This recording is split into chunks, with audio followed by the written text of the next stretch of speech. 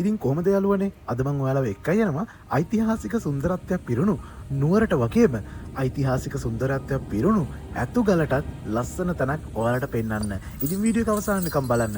අපිව තාම subscribe කරලා නැත්නම් channel එකට අලුත් කෙනෙක් නම් මේ දැම්ම අපිව subscribe කරලා එකතු වෙන්න. මහනුවරට ආවම ඉතින් ඕනම කෙනෙක් යන්නේ දළදා මාලිගාවටනේ.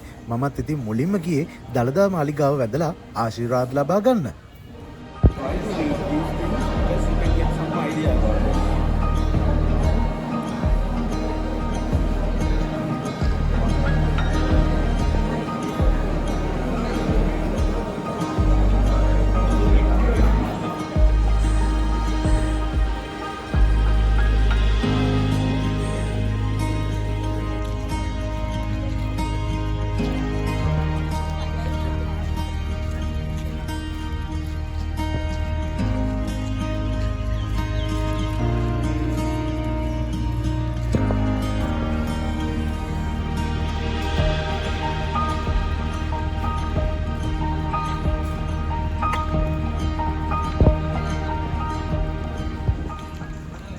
දළදා මාලිගාව වැඳලා අවසානයේ වැස්සත් එක්කම ඉතින් මම පිටත් උනේ ඇතුගලපුරේ සුන්දරත්වය බලන්න.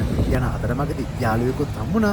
යාළුවටත් ඉතින් බඩගින්න නිවෙන්න බංගාව තිබ්බ දේවල් දීලා බිස්කටුත් දීලා ඉතින් ඔන්න අවසානයේ මමත් යන අතරමඟදී මගේ බඩගින්නත් මම නිවා ගත්තා. රසට රස ගමේ ආහාර වේලා කන්න ලැබෙනවා කියන්නේ ඉතින් මාරම සතුටක්. මොකද හැමදාමත් කොළඹ ඉඳන් එක එක රස කෑම කාලා ගමට ගියාම ඉතින් ඒ ගමේ කෑම වල රස බලන්න ඉතින් මම නම් හරිම ආසයි.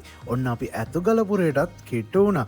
ඇතුගලපුරේ තියෙන මේ වගේ තවත් ලස්සන තැන් ඔයාලා පහලින් කමෙන්ට් කරන් යන්න දන්න අය මේ තැනේ නම දන්න අය පහලින් කමෙන්ට් කරන්න. ඉතින් රේදී විහාරයේ පැත්තට යනකොට තමයි මේක හම්බෙන්නේ. ඉතින් මට නම නම් ඇත්තටම මතක නැහැ. ඔයාලා දන්න කෙනෙක් ඉන්නවා නම් පහලින් කමෙන්ට් කරන්නකෝ බලන්නකෝ මොනතරම් සුන්දරත්වයක් තියෙන ලස්සන පන්සලක්ද කියලා. මේක ටිකක් හැංගිච්ච පන්සලක්. ගොඩක් අය නොදන්නා තැනක් වුණාට සුන්දරම තැන.